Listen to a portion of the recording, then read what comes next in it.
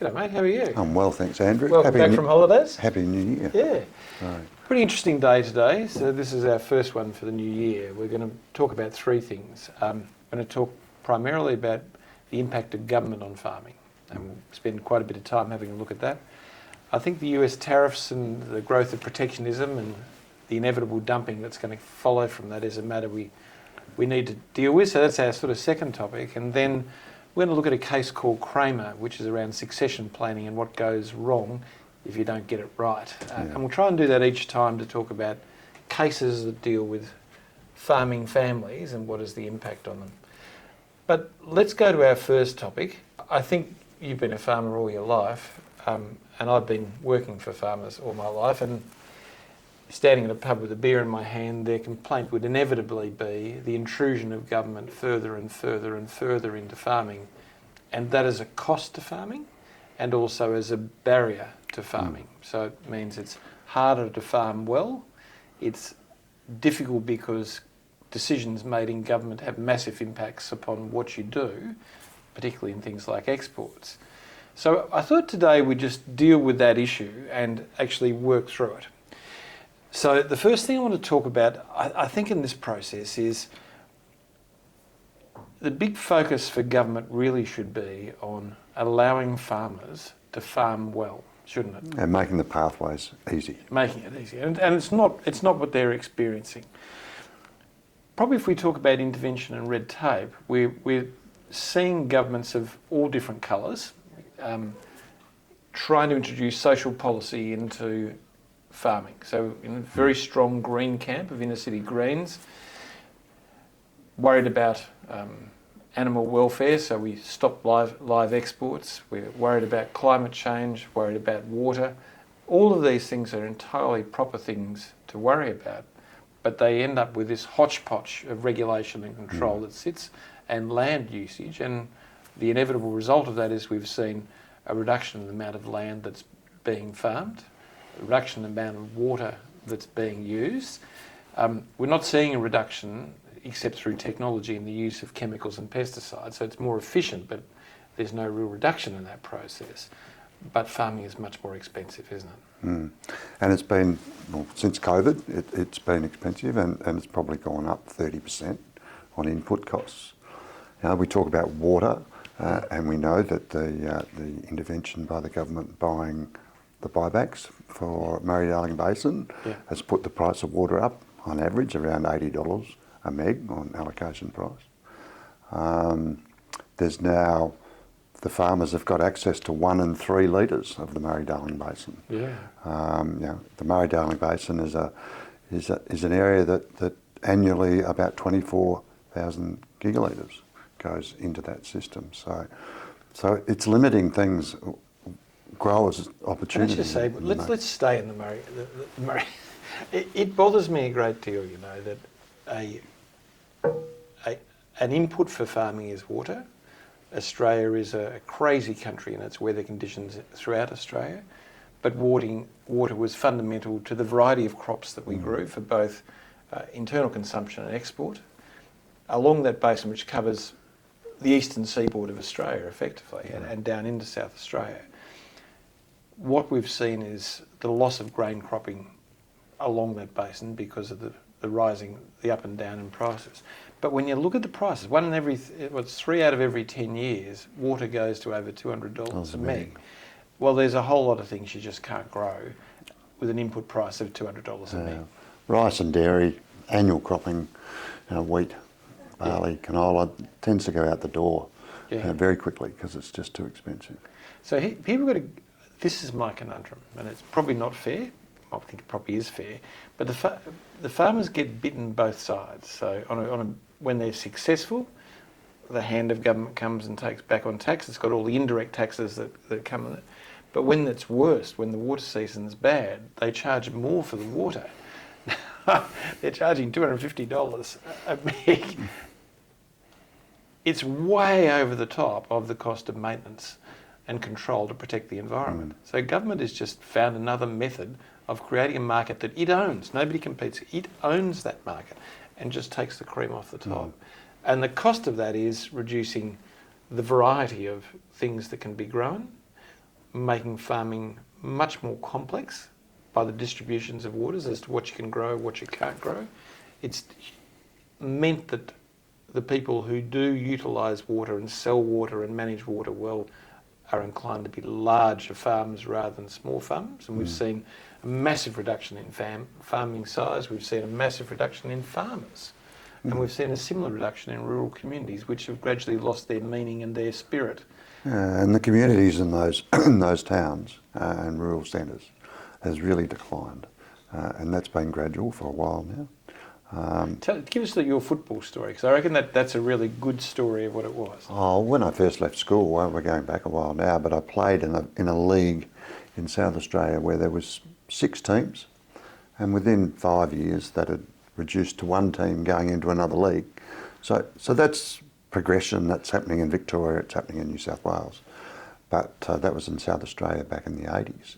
So you can see where that real progression, farms have got bigger, they've either got corporate or family corporate, Yep. and that's to do with the cost of production and access to money. And skill, and skill. And I think that you and I think all farmers would agree that farming is one of the most skilled industries because of the various pots that sit in front of you. Management of weather, management of water, management of chemicals, management of marketing if you're starting to move towards fire gate, people. But there are all these things, and then there's the technology part that sits on the side of it, then there's an understanding around finance. 30 or 40 years ago, the world was pretty simple. But now, because of the cost of land, which has grown massively, the cost of production, which has grown, the use of technology is mandatory, and the skills around technology to get the return that you need using the least amount of inputs to have the highest yield.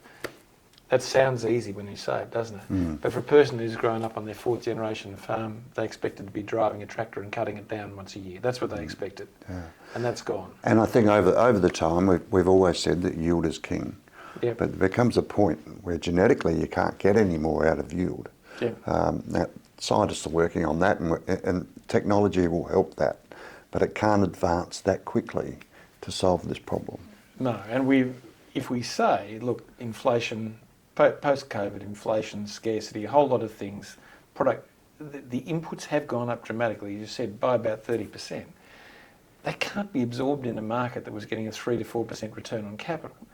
So it means that traditional farming, which is what the return is, can't survive in that. So you're looking for highly skilled, more corporatised, greater capital investment to get that sort of return. We're changing rural Australia. We are, and it's what we're growing as well. And I think in the Murray-Darling Basin case, you're swinging to those high horticultural crops, Yep. high value, because that's the only thing that can sustain that price. Yeah. Because you've got to remember, once we've said that 3 in 10 years that water price is above $200 a meg. Possibility that can go up to 800, and we've seen that in the millennial drought. So it makes it really tough to survive. Yeah. So look, we've talked about the Murray-Darling because it's such an interesting story and perversity around government control, driven by a whole lot of social inputs as to what is good, and neither you nor I, and no doubt nor the farming community, want to see land damage through bad water management. But what it has done is created this individual market run by government that controls the levers, that rapes the businesses along the way from the price of water in its worst times. And you've just got to wonder what government takes money at the worst time from people. Isn't that the time where they go, okay, well look, this is a distribution level I'm going to give you, but it's the same price. We're going to get less, but you'll get it. Why would you, to try and make it look like a market where you're the only recipient of the benefit, charge 10 times more and say, that'll stop them using it? Well, they won't only stop them using it, it'll stop everything else. Anyway, let's move on because we get stuck into that every time. We do. And so we should. I want to come back to live exports because as I look at the live exports, this was the Albanese government, could have been any government, driven by a number of people who felt the manner in which animals were killed and butchered overseas was inhumane based on religious purposes, therefore we should stop it. So this is an industry, particularly in Western Australia, which was the natural adjunct to wool growing. So it was a necessary, and older sheep that weren't any longer could be taken overseas where they were prized. Not prized in Australia for meat, but prized over there. So quite a sensible market thing to do, to have multiple use. All the data suggested if you wanted to change the method of functioning of farms, it's something you do over 10, 15, 20 years. And on the basis of no data and no science, the Labor government said, and that, by the way, we're not partisan, so I'm just saying, could have been a Liberal government, could have been anyone, said, okay, we're going to stop it in 3 years. As a result of that, what we've seen, and we've got other problems. So we've got, I forgot what the name of the Queensland college is that builds our shearers and does all that sort of stuff, but that's closed down. We've got a whole lot of problems that sit around rural farming, a lack of vets, a lack of everything. But you come to Western Australia, you've got a diminished number of shearers to actually function, you've got no method of getting rid of older sheep, and you've got a loss of confidence, you've got a low wool price, and you've got farmers going, I'm getting out of this. So it's not the only thing the government did. There was other things that happened in that process. But the net result of all of those things, what changed it completely was when the government said no more live exports. And these farmers who are already struggling just went, it's enough, I can't do it. And you've got to remember, a lot of those farmers are operating mixed farming systems, which balances their years. So you run a sheep operation in conjunction with a cropping operation, and then when the rainfall doesn't happen, you've still got a balance, you've still got income. So what we're doing now is sort of pushing them into an all-cropping regime, which is fraught with risk on a weather and climate-based issues that happen in Australia regularly. So it's odd though, isn't it? Because we don't stop products coming back from those countries. We ban sending them to. It's just one way. It's an insanity, isn't it? We do stuff. My brother would call it virtue signalling. We do things to show what good people we are, but there's no about the manner in which we do it. We do it just to satisfy a pressure that is on us politically, and then we don't think through what that actually means. Yeah, and that's right. And I think governments of any persuasion say, all right, why don't we butcher the meat in Australia and send it over frozen? Yeah. A lot of those countries don't want it like that. That's right. So it's very difficult to set that up. But once again, it's government intervention when we don't need it, and trying to satisfy too many people. And I guess that's the Australian political system sits on quite a tight balance. Both major parties have incredibly low primary votes, so they need to appeal to particular interest groups. But the thing that I find sad about this is science doesn't seem to play a part in it. Science, economics, none of those things play a part. They're not part of the balance. It's almost like a knee-jerk reaction. That'll satisfy you, and they go, yeah, okay, well, let's do it. And in doing it, they damage rural Australia in a way which is unforgivable and makes that community more vulnerable again. And you've got to remember that rural Australia are very good environmentalists. They care about their environment. They care about their animals. That's their living, and they've been involved in that all their lives. So getting people to assume that they don't is altogether wrong. And I think that takes us to the next issue, which is the sort of protocols that sit within Australia around export to various countries and trying to formulate to get some sort of consistency. So there's two problems, Michael, that it seems to me is, and I probably harp on this more than you do, but what troubles me greatly is we have a brand in Australia that currently, particularly in our meat industry, that says this is a clean, green environment. But it works with cropping as well, but particularly in the meat industry. And therefore you're buying the very best quality, the cleanest animal. And in Asia at the moment, that's much sought after. And that's where the market gate experience is happening, where people want to know what you're doing in your farm, why I should buy from you. But the government refuses to get a cohesive plan and set of rules around that we can honour, and therefore when our meat goes somewhere and they open the container, it is perfect in accordance with that, which protects it. We've only got a couple of years left of the myth that we're clean and green to survive before we lose those very high margins that sit within that industry. So there's that problem. But then there's the second problem of developing a protocol with a foreign country as to what they require in our industry. and we've got bureaucracy just not getting it done. There's some countries which we haven't agreed the protocol yet. Yeah. And you've got to remember that, I think just to quote a few numbers, that 75% of our horticultural produce goes into Southeast Asia. Yeah. Meat would be the same, as in, I don't know the numbers of meat, but a lot of produce, and we've got a lot of produce coming back out of a lot of countries, Europe in particular. Yeah. And that goes into another issue that we talk about is unfair competition in our own markets. And the processing industry is one of those, fruit processing industry. Let's stop there for a while, because I think that's really interesting. We've seen SPC lose well over its, it took over Nature's Dairy, it poured it, it's got some great contracts that existed in there. But in Australia, we've got the dumping of volume of products here where they can't be sold elsewhere at prices which clearly don't make a profit for the organiser, but they allow a country to move excess. Yeah. And we've allowed it to happen here. So SPC, homegrown, Australian owned, is simply unable to compete. Its prices based on its true cost of production are 30% over what's landing in Australia. Mm.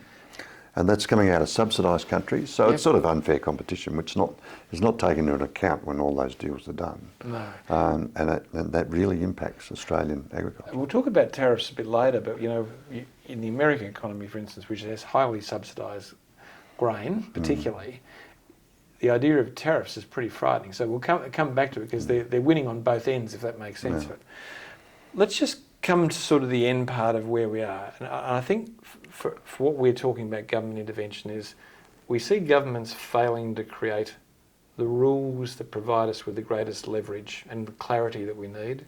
We see capricious interventions that put rural communities at risk and farming enterprise at risk. And we see a burgeoning red tape around protecting particular interests to be satisfied that internally within Australia, farms are doing the right thing. But in that process, the price of land has gone up, inputs have gone up, and actually complying with government has gone up in an industry where there aren't huge margins, even if it's beautifully run. Mm. So it is pretty daunting, and I guess I'm a bit despondent that although we have a national party that represents rural communities, there is an unsophisticated view of what Australia's rural community needs.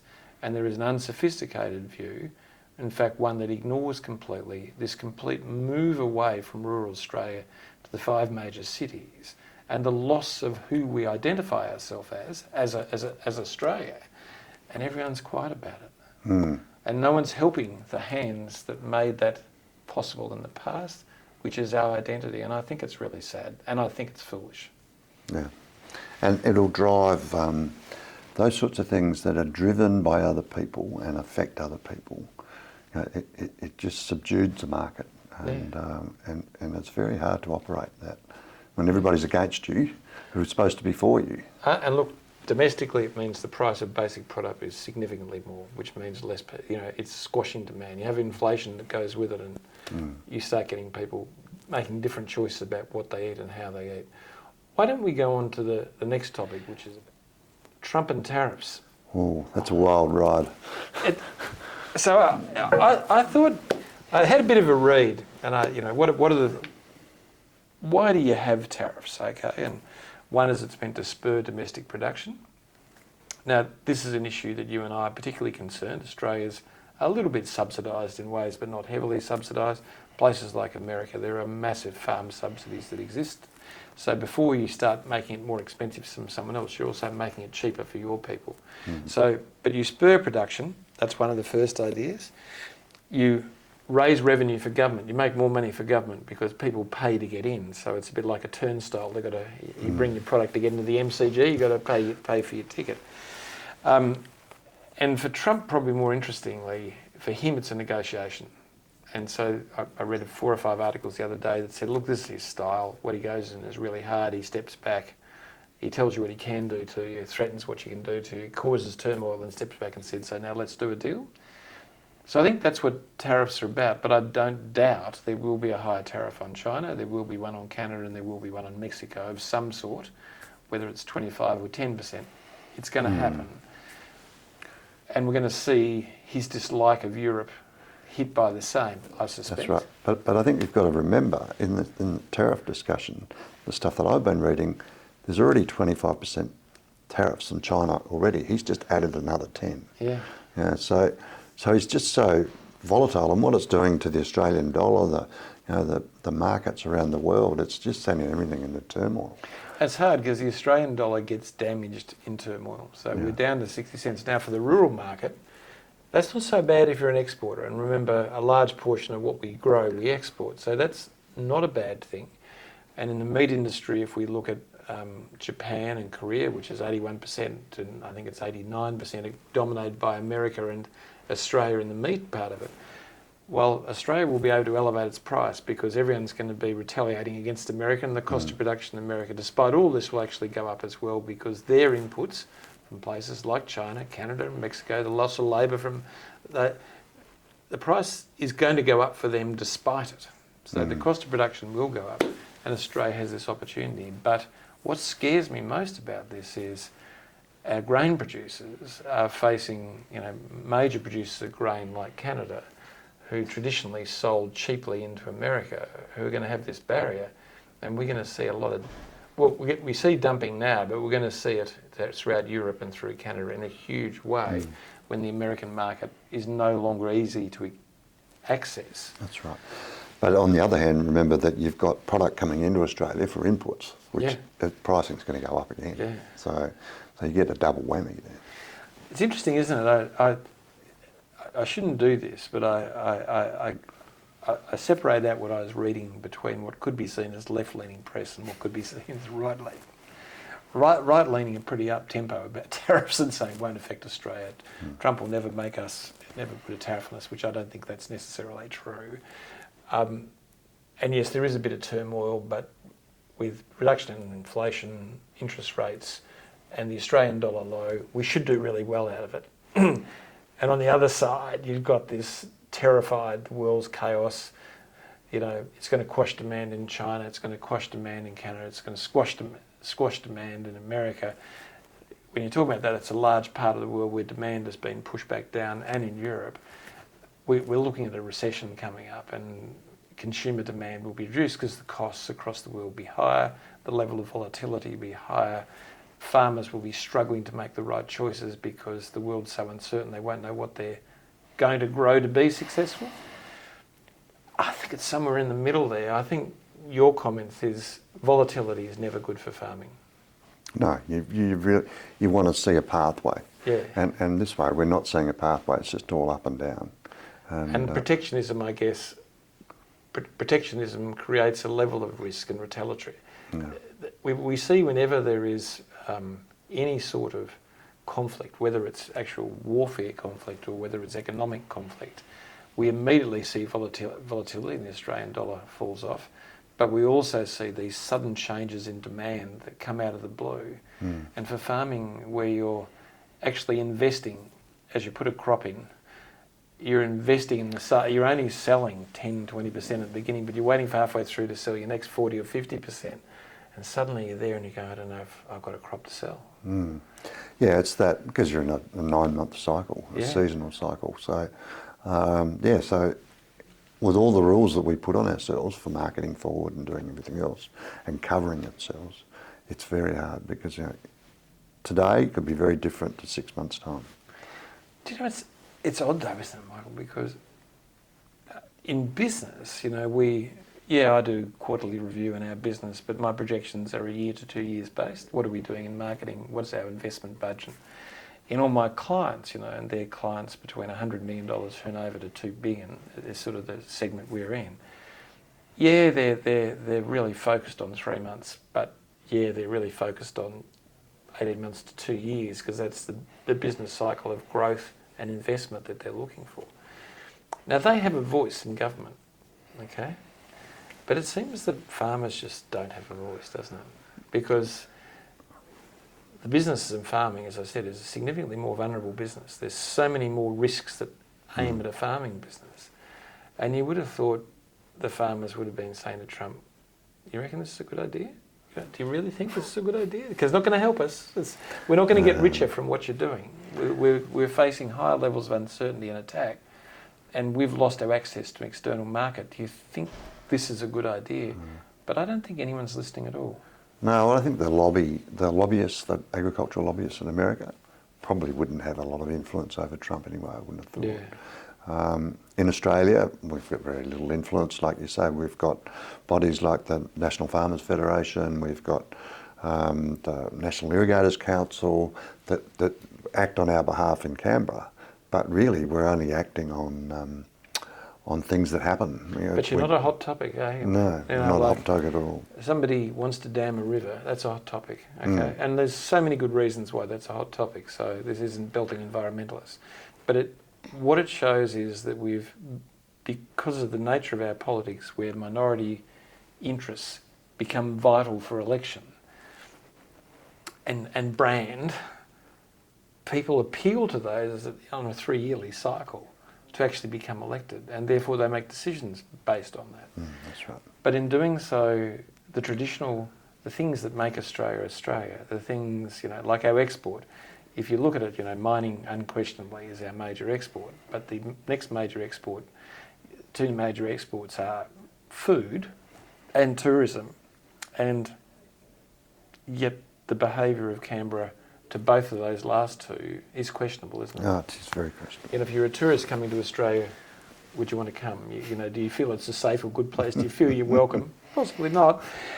But as a farmer, I just don't hear their voice at all. No, it's difficult. There's less of us in those areas now, and less being represented in Canberra. You're right. All right, I think we've given that a bit of a run, haven't we? I think what I'm reading, and I don't think Trump's as predictable as what I'm reading, so I don't pretend that's right. But I think what we are seeing is a deliberate incursion into other countries, a deliberate economic attack on the basis of saying, unless I get some of my way, this is where we're going to land. So I'm sort of hoping there is a negotiating point that he's actually aiming for, whether it's greater access for particular goods, whatever it is. But I don't know if that's right. But what I do think is we'll see in 6 months' time a settling of this process and clarity, and I don't think we're going to see outrageous tariffs unless one of those countries really responds aggressively and does something or wounds his pride, and then... Yeah. I think it's a wait and see. Wait and see. I don't think there's no sense throwing the toys out of the cot at the moment. We've just got to wait and see. But we do need to listen to farmers, and we do need people to actually put their hand up and say, this is a group of people we need to protect. And I think that all voices in Canberra would be welcome at this stage. Look, the last case I want to talk to, there's a great film called Kramer versus Kramer, but there's a recent case of Kramer, which is a husband and wife who had 100 acres of land.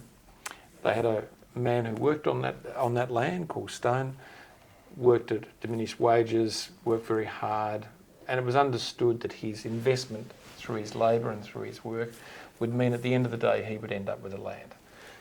Husband said to Stone, look, when I die, the property will pass to my wife, and then through her will, it'll go to you. That's not what happened. When he died, his wife changed the will, so Hillary, their daughter, got the land, and he brought an action claiming that it was unconscionable. There had been representations made to him which he was right to rely upon. He lived to his detriment during that period of time, helping them with this land and doing things. And as a result of that, he should get the land. Now, this sounds quite new law, and actually it's interesting how equitable principles in law are gradually getting into succession, whereas once wills were the rule. I guess for me, by the way, Stone won at the end of this, and the law is becoming infinitely more complex around wills and estates, so that equitable principles are starting to penetrate, and there are people bringing different types of actions. But what bothers me about all of this, I guess, is none of this had to happen. I know it's the last thing farmers want to talk about, succession, isn't it? Yeah, it's not a hot topic. And yet we'd be running at any stage 4 to 5 succession-based cases because people didn't come to us beforehand. And we're there representing usually children who at the end of this day go, but none of this was fair. None of what has happened is fair. None of what has happened is what we were told was going to happen.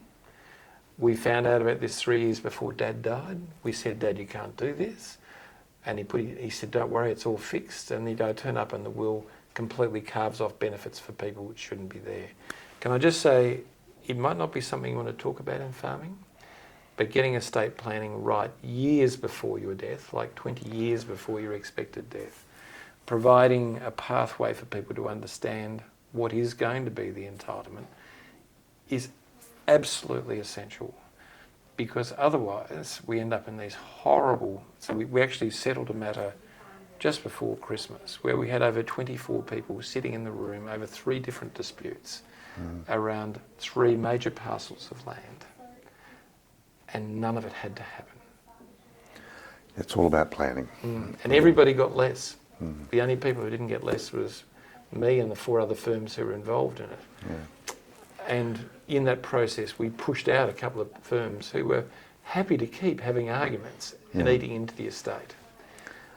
So we'll do this each time we come, I think. I'll bring a different case to show a different method of attack on an estate, how it ends up. But I guess, Michael, for me, planning is everything, isn't it? Yeah, it is, and it is in farming as well. And that's just another part of the planning process, whether it's growing a crop or the future. All right, well, look, that's it for this week. Yeah. Thanks very much. Lovely to have you back. Yeah, and we'll be back on in a month's time, not next week. In a month's time, it'll be good. Yeah, no, it was good discussion. A lot of things happening. Yeah, it'll be interesting to see what happens over the next month in America, won't it? And I don't want to work out completely what we're going to do next month, because I want to just see, the changes are so rapid at the moment. I want to see what's happening. Yeah, and I think we'll be able to flow through that as we Good progress. to see you again. Nice Cheers. to see you. Bye-bye.